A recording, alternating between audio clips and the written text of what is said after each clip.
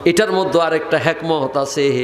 আল্লাহ অধিক অধিক কেন জিকির করব, আল্লাহ তাআলা সূরা বাকারার মধ্যে তার জবাব দিয়ে দিচ্ছেন এভাবে, ফাযকুরুনি আযকুরকুম ওয়াশকুরুলি ওয়ালা তাকফুরুন। সুবহানাল্লাহ। পড়ো, বান্দা তুমি যদি আমি আল্লাহ রাব্বুল আলামিনকে স্মরণ করো, আল্লাহ বলছেন, তাহলে মনে রাখো আমি আল্লাহ তোমারে স্মরণ করব। তুমি যদি আমার জিকির করো, আমি আল্লাহ তোমার জিকির করব। ইমাম ফখরুদ্দিন আর রাজি তাফসিরে কবিরের মধ্যে, ইমাম ফখরুদ্দিন রাজি ছাড়াও তাফসিরে দুররে মনসুরের মধ্যে বলা হচ্ছে, বন্দা জিকির করবে আল্লাহর, আল্লাহ আবার বন্দার জিকির করে কেমনে? জিকির মানে স্মরণ না? যখন জিকির মানে কি? স্মরণ করা। আল্লাহ বন্দার জিকির করবে কেমনে? বলে শোনো, বন্দা ইতাআতের মাধ্যমে আল্লাহর জিকির করবে, আর বন্দার জীবনের গুনাহগুলো মাফ করে দিয়ে আল্লাহ বন্দার জিকির করবে। সুবহানাল্লাহ। বাবারে আমার, ইমাম ফখরুদ্দিন রাজি 7 প্রকার জিকিরের বর্ণনা এনেছেন। খুব ভালো করে শুনবেন, কারণ জিকির করতে করতে অনেকে গাছের উপরে উঠে যায়, বাসের উপরে উঠে যায়। এটা ফখরুদ্দিন রাজি কোনো তফসিরে নাই, এটা আজীব জিকির। 7 প্রকার জিকিরের কথা এনেছেন ইমাম ফখরুদ্দিন আর রাজি। বলেন আয-যিকরুল লিসান, একটি জিকিরের নাম হলো জিকরে লিসান, জবানের জিকির। এটা কি? ইমাম ফখরুদ্দিন রাজি বলেন, জবানের জিকির হচ্ছে কোরআনে কারীমের তেলাওয়াত করা, জবানের জিকির হচ্ছে হাদিস শরীফের তেলাওয়াত করা, জবানের জিকির হচ্ছে বান্দা অধিক অধিক আল্লাহ তাআলার ইসমে জাতের নাম, আল্লাহর নফিস বাতের নাম তাহলিলে লিসানিহি, জবান দিয়ে নিবে। জোরে কোন সুবহানাল্লাহ। বান্দা, এটা হলো জবানের জিকির। এরপরে হলো যিকরুল আইনাইন, চোখের জিকির। চোখের জিকিরটা কেমন? চোখের জিকিরটা হচ্ছে আল্লাহর বান্দা আল্লাহর সৃষ্টি জগৎটাকে দেখবে, আল্লাহর সৃষ্টি জগৎ দেখে দেখে আল্লাহর প্রশংসা করবে। চোখের জিকির। কয় নাম্বার জিকির? 3 নাম্বার হচ্ছে যিকরুল রাস। এটা হলো মস্তিষ্কের এবং মাথার জিকির। এটা তাফাক্কুরের জিকির। এটা কেমন? ইমাম ফখরুদ্দিন আর রাজি রাহমাতুল্লাহ আলাইহি এটা বলেন, এটা আল্লাহ তাআলা জিকির এবং ফিকিরকে একত্রিত করে দিয়েছেন। সুবহানাল্লাহ। জিকির করলে ওলি আল্লাহ হওয়া যায়, ফিকির করলে আল্লাহর বড় বড় বৈজ্ঞানিক আল্লাহ বানায়া দেয় কোরআন থেকে। সুবহানাল্লাহ। সায়েন্টিফিক সেদিকে যাবো না, আমার সময়, আমি খুব হাইওয়ে এক্সপ্রেসের মতো দৌড়াচ্ছি। কিভাবে বলছেন আল্লাহ? আল্লাহর সৃষ্টি জগৎ নিয়ে এই মাথার মধ্যে চিন্তা করা, এটাও জিকির। আল্লাহ কোরআনে কারীমের মধ্যে বলেন, ইন্না ফি খালকিস সামাওয়াতি ওয়াল আরদ ওয়া ইখতিলাফিল লাইলি ওয়ান নাহারি লাআয়াতিল লিউলিল আলবাব الذين يذكرون الله قياما وقعودا وعلى جنوبهم ويتفكرون في خلق السماوات والأرض। سبحان الله। পড়েন আল্লাহ আয়াতের মধ্যে বলেন, ইন্না ফি খালকিস সামাওয়াতি ওয়াল আরদ, আসমান এবং জমিনকে আল্লাহ এমনি এমনি সৃষ্টি করেন নাই। ইন্না ফি খালকিস সামাওয়াতি ওয়াল আরদি ওয়া ইখতিলাফিল লাইলি ওয়ান নাহারি লাআয়াতিল লিউলিল আলবাব। আল্লাহ বলেন, এই যে সকালবেলা সূর্য উঠে সন্ধ্যাবেলা সূর্য ডুবে যায়, আল্লাহ বলেন এইটার ভিতরে আমি আল্লাহ জ্ঞান বান্দাদের জন্য চিন্তার খোরাক রেখে দিয়েছি। সুবহানাল্লাহ। এর চিন্তা করে কি? চোখ দিয়া? কথা কন না কেন বাবা? কি দিয়ে? মাথা দিয়ে। যিকরুল রাস, মাথার জিকির, চিন্তা করা। এই জন্য আল্লাহ নবী অন্য আয়াতে, অন্য জায়গায় হাদিস শরীফে বলছেন, তাফাক্কারু সাআতিন খায়রুম মিন কেউ যদি আল্লাহর সৃষ্টি জগৎ নিয়ে চিন্তা করে, এটা তরিকতের ভাষায় এর নাম মুরাকাবা, মুশাহাদা। বিজ্ঞানের ভাষায় এটার নাম তাফাক্কুর, গবেষণা করা। এটা যদি কেউ চিন্তা করে 60 বৎসরের নফল ইবাদতের সওয়াব আল্লাহ তাআলা বান্দার আমলনামার মধ্যে লিখে দেবে। বাবারা আমার, মাথার জিকিরের কথা বললাম, এরপর হাতের জিকির, জিকরুল ইয়াদাইন। হাতের জিকির কেমন? আল্লাহর বান্দা হাত দিয়ে নেক কাজ করবে, ভালো কাজ করবে। বান্দা হাত দিয়ে ওযু করে নামাজের জন্য, ইবাদতের জন্য তৈরি হবে। এই হাত দিয়ে দান করবে, এটাও আল্লাহ তাআলার বান্দার হাতের জিকির হয়ে যাবে। পায়ের জিকির, বান্দা ওযু করে নামাজ পড়ে বা ইবাদতের জন্য আল্লাহর ঘর মসজিদের দিকে যাবে, খানায় কাবার দিকে যাবে, মদিনাতুল মুনাওয়ারার দিকে যাবে, আরাফা, মিনা, মুজদালিফার দিকে যাবে, আল্লাহর কোনো মাহবুবের সাক্ষাতের জন্য হেঁটে হেঁটে যাবে। এটা বান্দার পায়ের জিকির হয়ে যাবে। জোরে কোন সুবহানাল্লাহ। এরপরে ইমাম ফখরুদ্দিন রাজি লেখেন জিকরুল কালব। এরপরে হলো হৃদয়ের জিকির, অন্তরের জিকির। এই জিকিরগুলো আলোচনা অনেক আছে, সেদিকে যাব না। আল্লাহ তাআলা এখানে কালবের কথা বলেছেন, সে কালবের জিকিরটা এখানে মূল আলোচনার বিষয়। হৃদয়ের ভিতরে কেন আসবে এই জিনিসটা, মুসান্নেফ আবি শায়বা তিনি তার হাদিস গ্রন্থের ভিতরে ইমাম বাইহাকি শুআইবুল ঈমানের মধ্যে বলেন, দুনিয়ার মানুষ শুনে রাখো, আমার নবী বলেন আল ইলমু ইলমানে, ইলম হলো 2 প্রকার। জ্ঞান কয় প্রকার? একটি হচ্ছে ইলমুন ফিল কলব, একটা হচ্ছে অন্তরের বিষয়ের ইলম, ফাযালিকাল ইলমুন নাফি, আর সেই ইলমটা হলো বড় উপকারী ইলম। ওয়া ইলমুন আলাল লিসান, আরেকটা হলো জবানের ইলম, আর সে জিনিসটা হলো ফাতিলকা হুজ্জাতুল্লাহি আলা ইবাদিহি, যেটা বান্দার জন্য বড় একটা হুজ্জত বা দলিল। সুবহানাল্লাহ পড়েন। অর্থাৎ একটা হলো শরীয়তের ইলম, আরেকটা হলো কলবি ইলম। কলবি ইলমের কথা আল্লাহ বলছেন কলবে শান্তি আসবে। সুতরাং ভাইয়েরা আমার, বাবারা আমার, মানুষের শরীরে যদি জ্বর হয়, রোগ হয়, এটাকে যদি না সারায়, তাহলে বলেন তো রোগ বাড়ে না কমে? বাড়ে না কমে? যেই ডাক্তারের কাজ হয় না, তার থেকে বড় ডাক্তারের কাছে যায়। কথা কোন ঠিক কিনা?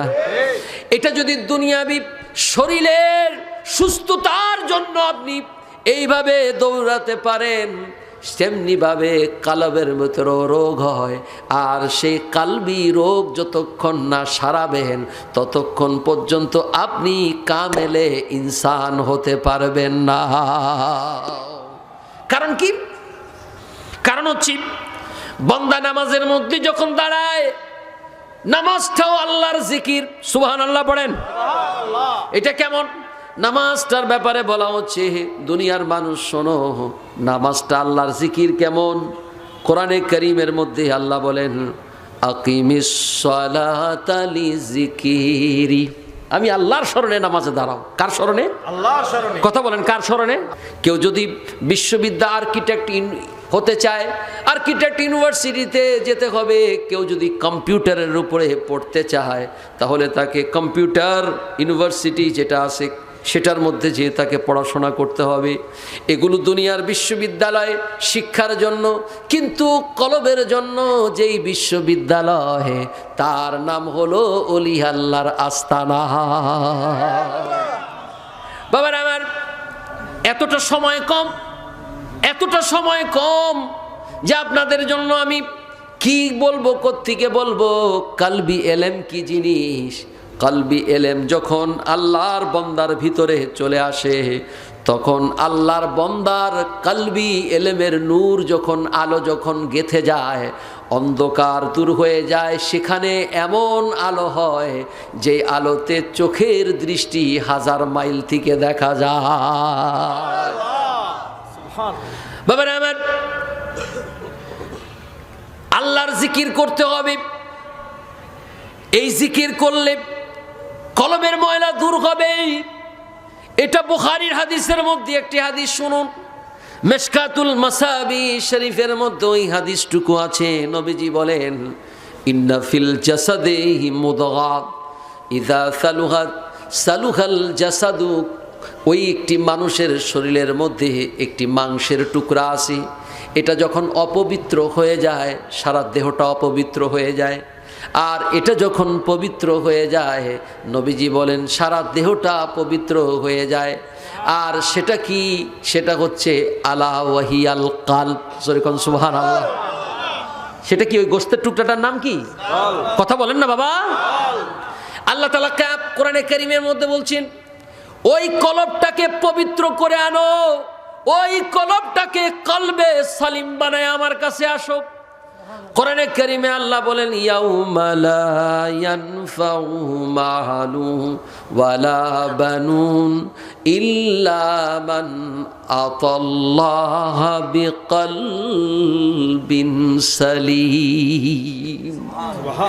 আল্লাহ বলেন, ইয়াউমা লা ইয়ানফাউ মালু ওয়ালা বানুন ইল্লা মান আতাল্লাহ বিকলবিন সালিম।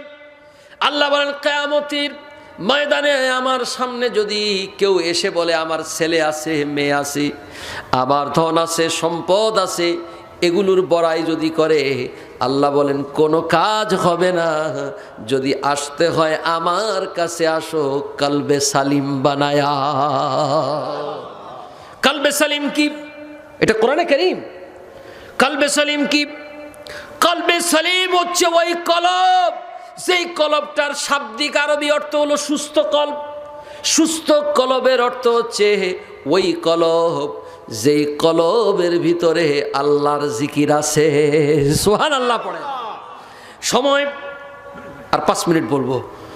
এই মানুষের অন্তরে কালবি জিকির, মানুষের মধ্যে এই কালবি জিকিরের খেদমত যারা করেন তারা হলেন আল্লাহর ওলি। কথা কন ঠিক কিনা? এই কালবি জিকির 7 প্রকার জিকিরের কথা বলছি, মনে আছে কিনা আপনাদের? লাভ দিয়ে ওঠার জায়গা নাই তো, ওইসব ফালতু জিকির টিকির চলবে? এই আজগবি কথাবার্তা, এগুলি কোনো কিতাবের মধ্যে নেই। উঠাক। ইমাম ফখরুদ্দিন আর রাজি কত বড় বাহারুল উলুম, গ্রিক দর্শনের সামনে তখন কথা বলেছেন। উনি ইমাম ফখরুদ্দিন রাজির পীরের নাম জানেন তো? নজমুদ্দিন কুবরা। সুবহানাল্লাহ। হযরত নজিমুদ্দিন কুবরা রহমতুল্লাহ আলাইহির কাছে গেছেন। উনি যখন ইলমুশ শরিয়া শিখলেন, যখন এই হাদিস পেলেন যে শরীয়তের এলেম জবানি এলেম, কিন্তু কালবি এলেম এটা হাদিস দ্বারা সাবেত। আপনাদের সামনে হাদিস বলেছি না আমি আপনাদেরকে, শিখতে তো হবে। হাদিস শিখেছেন, মান্তিক শিখেছেন, ফালসাফা শিখেছেন, কিন্তু কালবি এলেম শিখবেন কার কাছে? তদানীন্তন সময়ের শ্রেষ্ঠ ওলি আল্লাহ হযরত নজিমুদ্দিন কুবরার কাছে চলে গেলেন। বাবা, ওলি আল্লাহরা যখন জিকির করতে থাকে একটা নূর আলো এসে যায়, যায় কি যায় না? সেই নূরের পাওয়ার কেমন? আল্লাহর নবী তিরমিজি শরীফের হাদিসে বলেন, ইত্তাকু ফারাসাতাল মুমিন ফাইন্নাহু ইয়ানজুরু বিনুরিল্লাহ। আল্লাহর নবী বলেন, আল্লাহর প্রিয় বান্দাদের দিব্য দৃষ্টি, আধ্যাত্মিক শক্তিকে ভয় করো, কারণ ফাইন্নাহু ইয়ানজুরু বিনুরিল্লাহ, তারা যখন দৃষ্টি দেয় তখন তারা আল্লাহর নূর দিয়া দেখে। তিরমিজি শরীফের হাদিস। এটা এমনি হাসিল হয় কেমনে? এটা কি বাজারে কিনতে পাওয়া যায়? এমনি এমনি হাসিল হয় না, না, না। ইমাম ফখরুদ্দিন রাজির কথা বলবো। ইমাম ফখরুদ্দিন আর রাজি, তার তাফসীরের আরেক নাম হলো মাআলিমুত তানজিল। তাফসীরের নাম তাফসীরে কবির। এটা ইমাম ফখরুদ্দিন রাজির পীর ও মুর্শিদ নজমুদ্দিন কুবরা দিয়েছেন এই নাম। কবির মানে কি? বড়। কবির মানে কি? ইমাম ফখরুদ্দিন রাজির কাছে যখন গেলেন, ইমাম ফখরুদ্দিন যখন তার কাছে গেলেন, তিনি নজর করে দেখলেন ইলমে শরীয়তে তার সমস্ত হৃদয় ভরপুর। তো বললেন যে আমার কাছে বায়াত হইছো, তবে শর্ত আছে, তুমি 40 দিন কোনো রকমের লেখাপড়া করতে পারবে না। সুবহানাল্লাহ পড়বেন না? বলে হুজুর 40 দিন করবো কি, আমি কেমনে থাকবো? বলে কিছু খালি করতে হবে। তো দিমু কেমনে? গ্লাস যদি ভরপুর থাকে ওই গ্লাসে ঢাললে কি হয়? তো বলে 40 দিন খালাবাতের মধ্যে নির্জনতা থাকতে হবে। বলে হুজুর আমি তো কাগজ কলম ছাড়া চলতে পারি না, আমি খালি কিতাব লিখি তো দিছে। তো হুজুর পড়বো না, লিখতে পারবো? হ্যাঁ লিখতে পারবো, যাও লেখো। ইমাম ফখরুদ্দিন রাজি কাগজ কলম নিয়ে বসে গেছেন। বলে বসে কি লিখবো? শুরু করছে কোরআনের তফসির, লিখতে লিখতে লিখতে তফসির লিখে ফেলছে। তো জিজ্ঞাসা 40 দিন পরে এসে বলছে যে হুজুর আসছি। আচ্ছা, এখনো তো পুরা নজর করে দেখতেছে, সব ভরপুর, কি করছো? হুজুর আপনি তো পড়তে মানা করছেন, পড়ি নাই তবে লেখছি। কি লেখছো? হুজুর লিখতে লিখতে কোরআনের তফসির লিখে ফেলছি। দেখি তো এত ব্যাখ্যা। উনি কইলেন হ্যাঁ কবির কবির কবির। উনি কইলে আমার হুজুরের জবান দিয়ে কবির বেরিয়েছে, আমিও লেখলাম কবির। জোরে কন্যা সুবহানাল্লাহ। বাবা এটার নাম ইলমুল মারেফা। ইমাম ফখরুদ্দিন রাজি 40 দিন বলেন আরো তোমাকে নির্জনতা করতে হবে। এইভাবে সময় পার করতে করতে ইমাম ফখরুদ্দিন রাজিকে বললেন বাবা তোমার এই 40 দিন শুধু আল্লাহ তাআলার ইসমে জাতের তাখলিলে লিসানির জিকির করতে হবে, জবানে কথা বলবা, খেয়াল হবে এরকম লা ইলাহা ইল্লাল্লাহ, নেই কোনো মাবুদ এক আল্লাহ ছাড়া। এই ধ্যানে তুমি আল্লাহকে ডাকতে থাকবা। এভাবে ডাকতে ডাকতে তোমার অন্তরের মধ্যে এক ধরনের নূর আসবে, আলো আসবে, তখন আল্লাহর সাথে তোমার একটা সম্পর্ক হয়ে যাবে। সুবহানাল্লাহ পড়েন। এখন এই ওয়াহাবি সালাফিরা কইব হুজুর এই যে শুরু করছে খাজা সাহেবের বেদাতি কথা, বলবে না? বাবা এটা আমার কথা নয়, হাদিসের কথা। বুখারীর হাদিস, হুজুর বলেন আনা ইনদা যন্নি বি, আমার বান্দা আমাকে যেমন মনে করে আমি তার জন্য সেরকম। ইজা যাকারানি, সে যখন স্মরণ করে, ফিল ইজা যাকারানি ফিহি নাফসিহি, যখন সে মনে মনে স্মরণ করে, আমি আল্লাহ তারে মনে মনে স্মরণ করি। এটা কানেকশন। এটা কি? আমি যে কানেকশনের কথা কইছি বুঝছেন আপনারা? যখন সে বড় মজলিসে স্মরণ করে, আল্লাহ বলেন আমি তার থেকে উত্তম মজলিসে আমি তার স্মরণ করি। আল্লাহ বলেন আমার বান্দা যদি শিবরিন অর্ধ হাত আমি আল্লাহর দিকে অগ্রসর হয়, আমি আল্লাহ বান্দার দিকে 1 হাত আগায়া যায়। এটা বুখারীর হাদিস, বুখারীর হাদিস। তো এই যে বিষয়গুলো এই হাদিস দ্বারা কি বুঝলেন? আল্লাহর সাথে কি হয়? জোরে কন্যা সুবহানাল্লাহ। বাবারা আমার, এই কানেকশন হওয়ার জন্য কোনো ইউনিভার্সিটি গেলে কাজ হবে না। এটা যেখানে গেলে কাজ হয় সেটার নাম হলো জিকির করনেওয়ালাদের কাছে যেতে হবে। বাবারা আমার, এই জিকিরকারীদের মধ্যে বড় সমস্যা আছে। 2 প্রকার ভণ্ড পীর আছে। পীরের নাম শুনলে অনেকের অ্যালার্জি, আবার অনেকে খুব সন্দেহযুক্ত হয়ে যায়। আমরাও আছি, কতক্ষণ ঠিক কিনা? 2 প্রকার পীর আছে, 2 প্রকার ভণ্ড পীর আছে। একটা হলো আমলি ভণ্ড পীর, আর একটা হলো আকীদাগত ভণ্ড পীর। আমলি ভণ্ড পীর কেমন? নামাজ নাই, রোজা নাই, হজ নাই, যাকাত নাই, কিচ্ছু নাই, বড় একজন সুফিয়ে সোফা হইয়া বসে আছে। কথা বুঝেন না? কুতুবুল গাব গাছ বুঝেন তো? কিচ্ছু নাই, কিন্তু এমন ভাবসাব মসজিদ কোন দিক গেছে আর সে যে কোথায় আছে আল্লাহ জানে। কিন্তু সাইনবোর্ড পীরের আছে কি আছে না? এরা হলো আমলি ভণ্ড পীর। এগুলো কি? আমলি ভণ্ড পীর। আরেকটা আকীদাগত ভণ্ড পীর কেমন? পাগড়ি আছে, জুব্বা আছে, নামাজ আছে, রোজা আছে, হজ আছে, যাকাত আছে, জিকির আছে, সব আছে, কিন্তু আকীদা আহলে সুন্নতের উপর না। আছে কি আছে না? এই দোনোটাই হলো ভণ্ড। আসতে হবে কার কাছে? যার আকীদা আহলে সুন্নতের উপরে, আর যার আমল আহলে সুন্নতের আমলের উপরে, ইনি হবেন কামেলে মুকাম্মেল। সুবহানাল্লাহ। বাবারা আমার, এদের কাছে কেন যেতে হবে এই কথাটা বলে শেষ করি। বলতে পারেন হুজুর আমি তো আল্লাহ আল্লাহ ডাকলেই পারি, আছে না কথা? আমি বসে বসে যাই নামাজ বিছায়া আল্লাহ আল্লাহ ডাকবো। হুজুর আপনি আমারে কোন আবার পীরের কাছে কেন যেতে বলেন? বলে কি বলে না? বলে ওলি আল্লাহর কাছে কেন যাবেন? ওলি আল্লাহর কাছে এই জন্য যেতে হবে, 1 নম্বরে ওলি আল্লাহর কাছে আল্লাহর রহমত আছে। কে বলছে? জোরে কোন কে বলছে?